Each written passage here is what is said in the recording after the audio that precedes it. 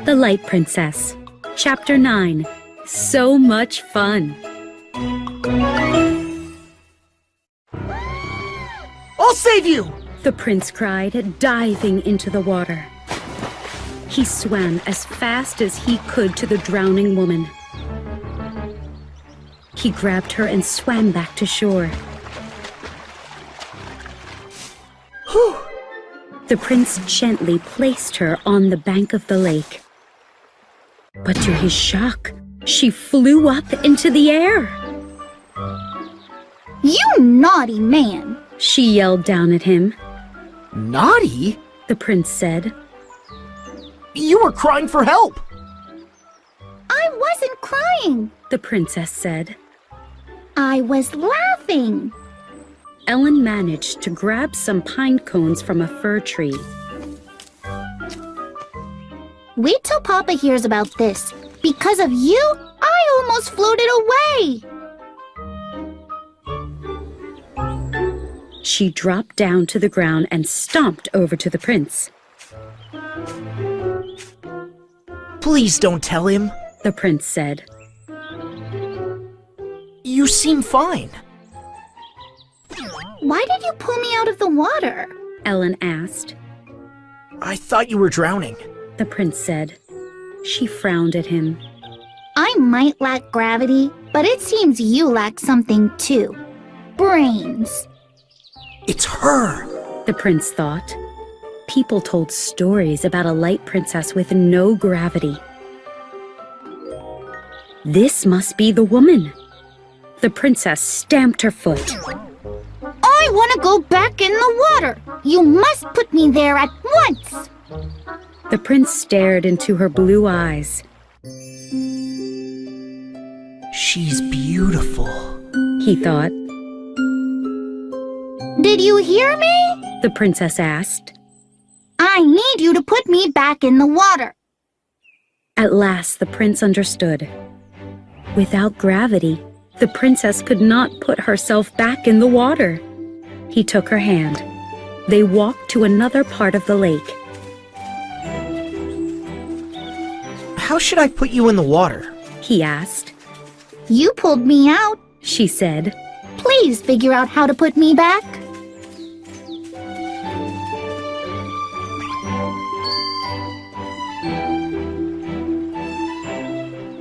Very well. The prince led her onto a nearby rock.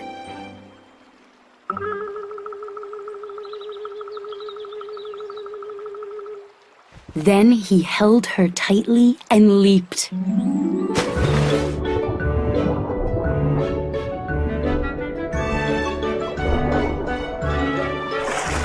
Ellen burst out laughing. I never fell into the water like that before. That was so much fun. The prince laughed too. I fell into the water with the most perfect creature ever! And away the two of them went, swimming and splashing and laughing together.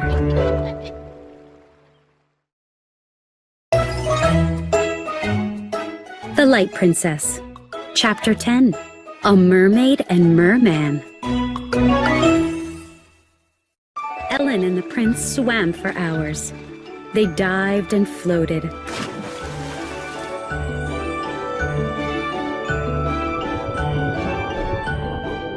They played games underwater.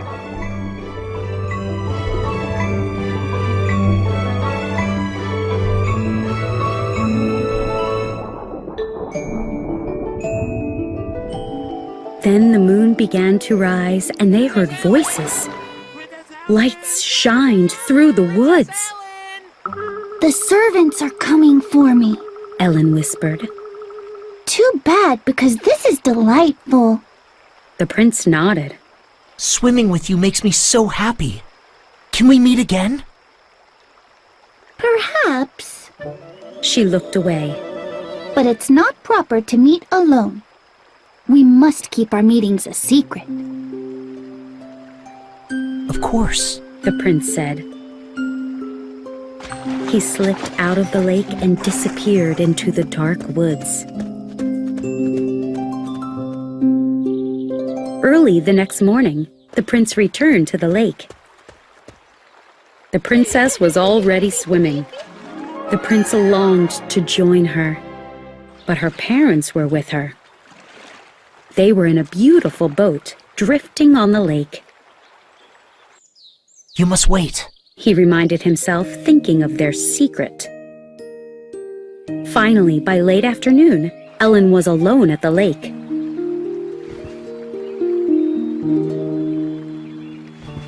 The prince found a tall rock and climbed up. He began to sing. My fair lady, with white skin and golden hair, Ellen swam over, floating below him. in your eyes, banish the night with your eyes. You have a lovely voice. He blushed. Thank you. Would you like to fall into the water with me again? Yes. Her blue eyes twinkled. You must pull me up there first. The prince took off his scarf and belt and tied them together. Then he let them down like a rope. She grabbed on, and he pulled her up to the rock. They held hands and leaped into the water together. Ellen laughed with delight. What fun! Day after day, the pair met. They swam in the lake and talked about everything. The prince was falling in love. Ellen was beautiful, and she made him so happy. He tried to share his feelings with her, but she just laughed at him. I'm serious, Ellen. He said. She laughed louder and swam away. The prince sighed and swam after her.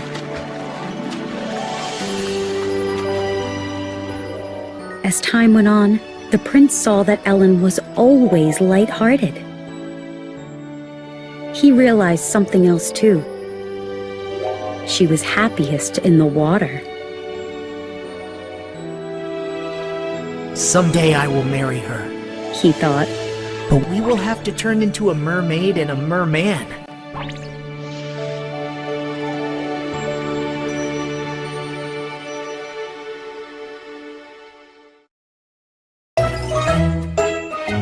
The Light Princess. Chapter 11. Drain the Lake Dry.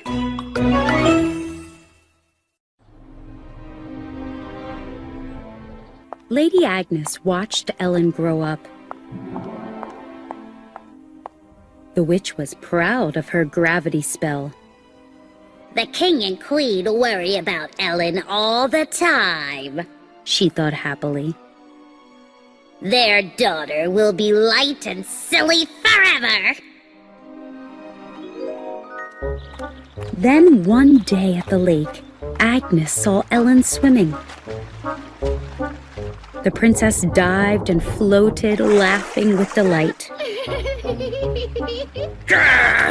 Agnes's eyes flashed blue. I should have thought of the water. It's the one place where the princess is free. Back at home, the angry witch paced back and forth.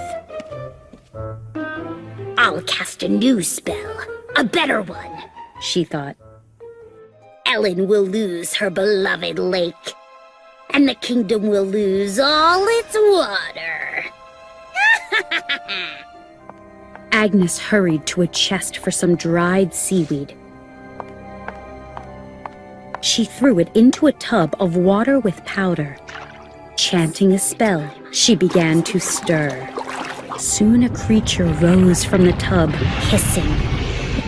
It was a water dragon with shimmering scales. Perfect.